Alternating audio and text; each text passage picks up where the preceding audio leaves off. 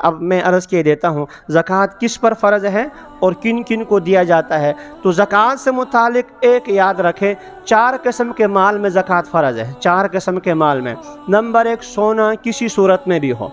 सोना किसी सूरत में, चाहे आपके पास सोने की डिल्ली है, चाहे जो है वो जेवर बना हुआ है, चाहे इस्तेमाल का है, चाहे इस्तेमाल का नहीं, सोना किसी सूरत में भी है।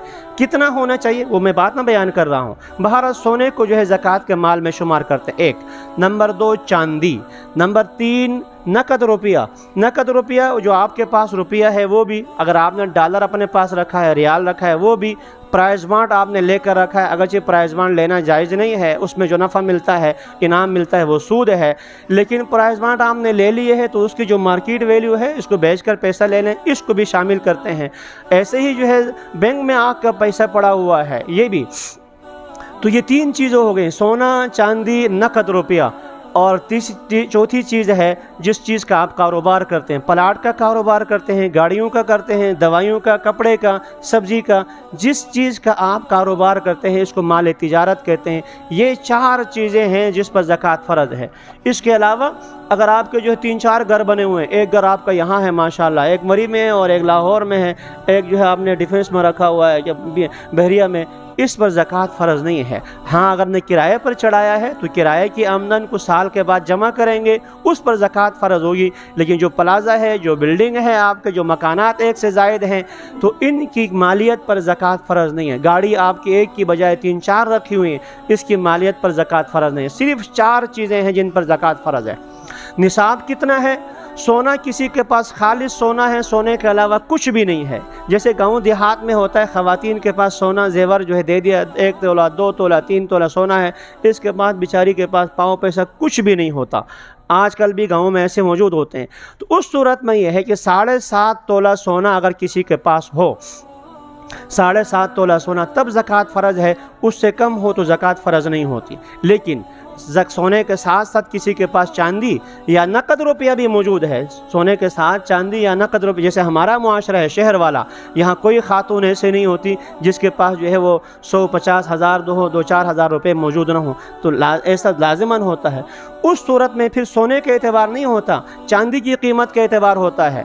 अगर इस खातून के पास सोना और नकद रुपया दोनों मिलाकर 52.5 तोला चांदी की कीमत के बकदर बन जाए तो उस पर ज़कात फ़र्ज़ होती है। और आपके इल्म में हो 1 तोला सोना की कीमत 2 लाख तक पहुंच गई है और 52.5 तोला चांदी की कीमत 1,15,000 के लगभग बनती है, बल्कि हुकूमत ने तो 1,03,000 लगाई है। लिहाजा किसी खातून के पास 1 तोला सोना मौजूद है और उसके साथ जो है 100 रुपया 1000 रुपये मौजूद हो, तो इस खातून पर भी ज़कात फ़र्ज़ होगी, इस खातून पर भी ज़कात फ़र्ज़ होगी। बाज़ार जो आप कारोबार वाले साथी हैं तो उसमें ये बात याद रखें, उसमें एक होती कीमत ख़रीद और एक है कीमत फ़रोख्त। कीमत फ़रोख्त का एतबार होता है। ज़ेवरात के अंदर भी आपने ज़ेवरात बनाए थे 10 लाख का, आज अगर आप बेचने के लिए चले जाएंगे तो वो सुनार जो उसमें से कटौती करता है, उसमें नगीने लगे होते हैं, बनावट है, तो कीमत फ़रोख्त का एतबार होता है, कीमत ख़रीद का नहीं होता। ये अलग बात है। आज से 20 साल पहले आपने सोना ख़रीदा था, उसकी कीमत बहुत थोड़ी थी और आज इतनी ज़्यादा हो गई है, तो कीमत फ़रोख्त का एतबार है। आज अपना जेवर आप लेके जाते हैं सुनार के पास, वो आपसे कितने का ख़रीदेगा, इस पर ज़कात फ़र्ज़ होती है। यही हाल जो है आपने ख़रीदा है, ये सामने हमारे मदीना के शनकरी बाटा वाले हैं, फलां वाले हैं, इन्होंने सामान ख़रीदा है, कीमत ख़रीद पर ज़कात फ़र्ज़ नहीं है। ये आगे जो बेच रहे हैं कीमत फ़रोख्त पर ज़कात फ़र्ज़ है।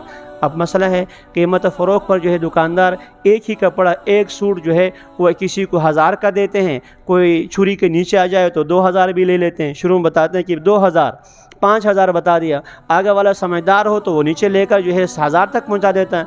मुझ जैसा फ़कीर आदमी हो तो पैसा पकड़ा देता है, यार मैं नहीं जानता हूँ, अपने मुनासिब रख लो। वो मुनासिब जो है वो कम से कम 3-4% रख लेते हो, 3-4 गुना ज़्यादा रखते हैं। तो अब इसमें क्या करेंगे, जो आपके पास मौजूद है कपड़े का क्या हिसाब लगाएं। उस सूट का असल ख़रीद तो है 800 रुपये, किसी को जो 5000 में बेच रहा है, किसी को 4000 में, किसी को 1000 में।